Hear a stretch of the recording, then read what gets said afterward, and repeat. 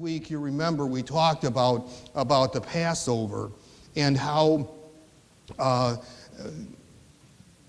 Moses was told to gather the people together, and they were to have a meeting, and the meeting told each household, each Jewish household, that they needed to slaughter a lamb and put the blood on the doorposts, and that when the 10th plague that God was going to bring on the Egyptians, the plague of the death of the firstborn child or firstborn animal, it was going to, when the angel of death would see the painted doorpost, it would pass over that and go to the next household or to go to another household. And of course, when Pharaoh realized that his firstborn son had died, he told the people to get out. Told them to get out right away. Don't stop and pass. Go right now. And so they left. Now they were going to their new home. They were going to the promised land. And I'm not sure exactly if you can see up here. No, you can't see that very well, can you? Okay, you need glasses. You need to have your eyes checked. Anyway, so this is the land of Goshen. This is where the people were. Now they're going over here. This is the promised land, and one would think, well, we'll just go right up there. Easiest. You could Google Maps would take you probably that way. But we're going to see over the coming weeks or so that rather than going there, there are other trade routes that they could have gone on. God led them south and way down in the Sinai Peninsula and then back up, and then they're going to wander around for a while, and then they're going to come up here, and you'll see all kinds of twists and turns. So it's interesting, how God led them. Now, before we get there, I want you to see that this is a town by the name of Migdol. All right, and when they left, the Jews left the land of Goshen. We're leaving Egypt. They came to Migdol, and right at Migdol was the Red Sea. Okay, it was the Red Sea. This is, remember, you know the Exodus story. Exodus. Okay, yeah. Okay, very good. Thank you very much. So here they are. They're at the town. And they're right by the sea. They're right by the sea. Now, they look back and they realize that Pharaoh has once again changed his mind. And now he, after he kind of grieved for his son for a day or whatever, he realized, and everybody else told him, hey, all of our slaves have left. All of our servants have left. Who's going to do all the work? We're sure not going to do it. And so he realized that, so he got his best soldiers and chariots and everything and took off to get the slaves back. Well, so here the slaves are. They're between Migdol and the Red Sea, and they looked back and saw what was approaching and realized, hey, we're in trouble. We need help. Let me take a little rabbit trail here. What did the people need? They needed God. Okay, they needed a special touch from God. I would suggest to you today that the capital C church today is between Migdol and the Red Sea. All right? And lots of people are looking back. Lots of people are wondering what's going to happen. We look at the clouds in the back. We see the decline in so many things, the decline in morality, the decline in commitment, the decline in everything. And we see those clouds coming, and some people fear. Weren't there enough graves in Egypt? The people said. Why did you bring us out here to die? Why couldn't we just have stayed in Egypt and worked until we died? No, you bring us out here, and now and now we're going to be slaughtered. Thanks a lot. Well, you know the story then that the sea, God parted the sea, and the Israelites were able to go through, and then as Pharaoh's armies went in, the seas collapsed, and we're not going to discuss that much today. But notice how God intervened. God intervened for the people. God rescued the people. Who's going to rescue the church today? How about another program? You want to have another program? You want to have another drive? Do you want to have... No, it's only going to be God that's going to rescue the church today. Now, the church is always going to exist. God is always going to have his church. Maybe not in this country. Remember, the Bible's not all about us. It may, the church is doing real well in other countries. It's we Americans that are really dropping the ball here. So we really need a touch from God. All right, so how did God, God continued. It wasn't just that he brought them through. They got, to the other side. And again, remember, they started to go south through the Sinai. And of course, they didn't have anything to eat or drink. And so they complained to God, or they cried out to God. And God said in Exodus 16, verse 4, "Then the Lord said to Moses, Behold, I'm about to rain bread from heaven for you, and the people shall go out and gather a day's portion every day, that I may test them, whether they will walk in my law or not." Okay, God provided for them. He gives them manna.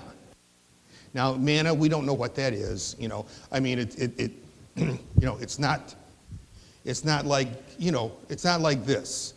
Okay, I mean, manna was something that had the ability to take care of your hunger. And it could also help with your thirst. I mean, it was like this magical thing. And what did they have to do for the manna? Pick it up. What they had to do. They have to go out in the morning and pick it up, enough for that day. Unless it was the day before the Sabbath and they had to get 2 days worth, because you couldn't pick up bread on the Sabbath or manna on the Sabbath. So that's all they had to do. That's all they had to do.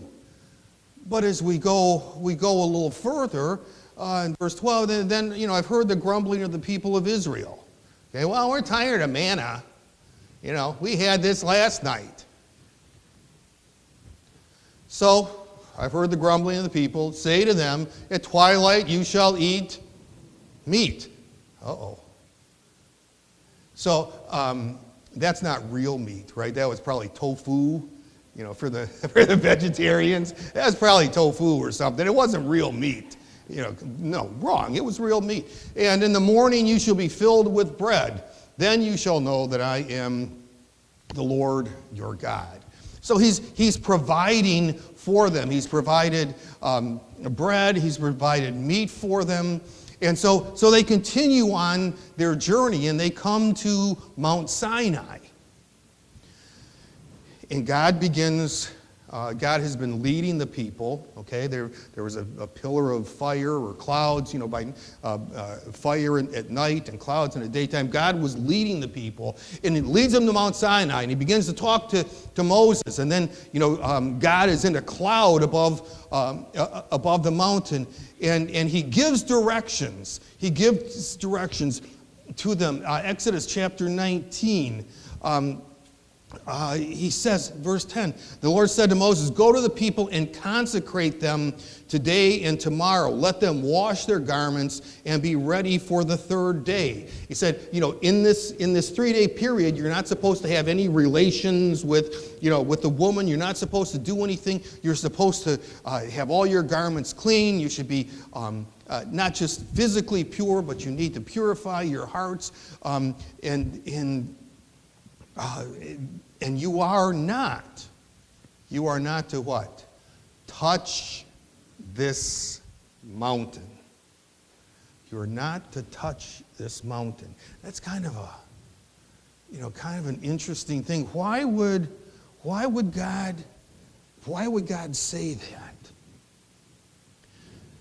Sort of like, remember earlier when God called Moses at the burning bush, remember? And what did God tell Moses to do first? Take off your shoes. Because the ground that you are standing on is holy ground. And that mountain, because God was going to be meeting Moses there, that mountain was holy ground. So you don't mess with that.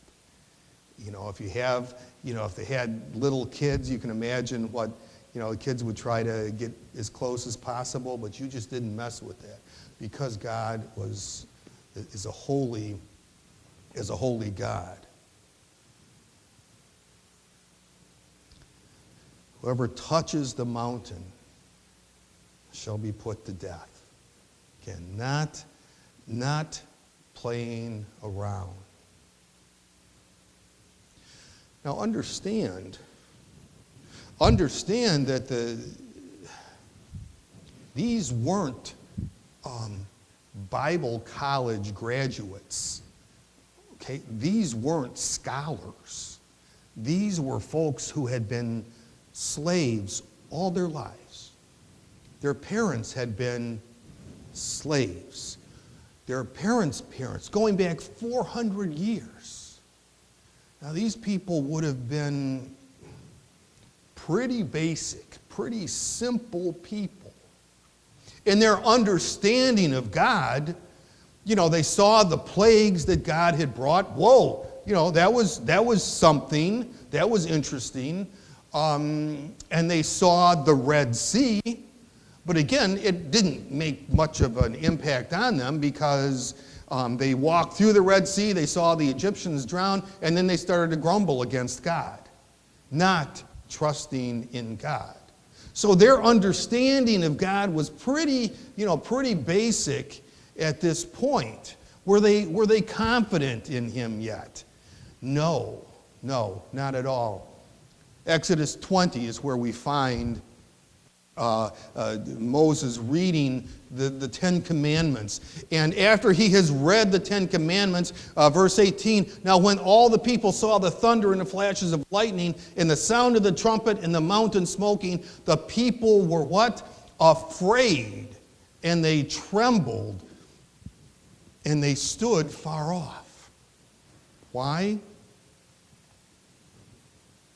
Because of the holiness of God. God wasn't something to be trifled with.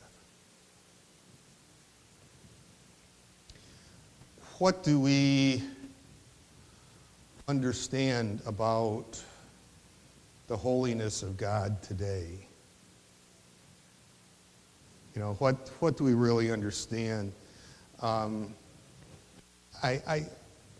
The whole concept of holiness is something that I think has pretty much fallen out of favor in many of our Protestant churches, not just but primarily Protestant churches. Remember back in the 60s and 70s, those wonderful years, we were encouraged to think about God as our good buddy. And we were to treat him kind of like he was our next door neighbor, where we'd go and meet for coffee on occasion, or we'd talk over the fence to. And not to say anything negative about kind of the popcorn prayers or the whatever, but that's a time that began to be popular. No longer was it really encouraged, or no longer was it necessary for you to have a special prayer time where you went into your prayer closet, where you turned off all of your phones, your TVs, and everything. It wasn't necessary for us to have that time alone with the holy God. Now it was acceptable. You can be on your cell phone, and decide, I'm going to say a quick prayer for something. And again, I'm not saying anything against that. But you see what that kind of does to the idea of holiness in God? Do you think that, how would you think God would have responded to Moses if his cell phone had gone off while he was at the burning bush? Can you hang on? Can you hang on? Yeah. We've lost that idea of holiness. We don't have holy places anymore. We don't. Correct me if I'm wrong, but we really don't do that. If we're not having church in here, kids will be running all around the sanctuary. We carry on and talk and have conversations with everyone before the service starts. This sanctuary, we call it a sanctuary, which is the idea of holy, set apart kind of thing. So, but we don't really treat it as that. We don't have holy articles. Our communion set is like one of the most holy things that we have. You don't use that for anything else. We don't have holy water. We don't have holy oil. We don't, it's just kind of, we don't even have a holy day. We don't have a holy day. We don't set this day apart as a Sabbath, as a day of rest. We come to church, granted, but you're going to go on the rest of your day and do whatever. So that idea of holiness is kind of fallen apart. Again, do we believe that God is holy? Has God changed in any way? No. God is still holy. He has no sin. He is perfect. He is almighty. We could go on and on and on about what we would say God is. And he's everything except sinful. It's altogether holy. Altogether holy for me. Revelation 15, we see that the heavenly beings are spending 24 hours, a day. Obviously, they're not doing that. Heaven doesn't have days like that. But all they're doing is saying, they're at the throne of God saying, holy, holy, holy. Holy, holy, holy is the Lord God Almighty. So how do we respond to that? How do we respond to a holy God? Are any of you as holy as God? No. None of us, of course, are as holy as God, and yet, what are we told to do? Let me take you to 1 Peter. 1 Peter 1, therefore, preparing your minds for action and being sober-minded, set your hope fully on the grace that will be brought to you at the revelation of Jesus Christ. As obedient children, do not be conformed to the passions of your former ignorance. Just as he who has called you is holy, you also. Okay, who's he talking to? Yeah.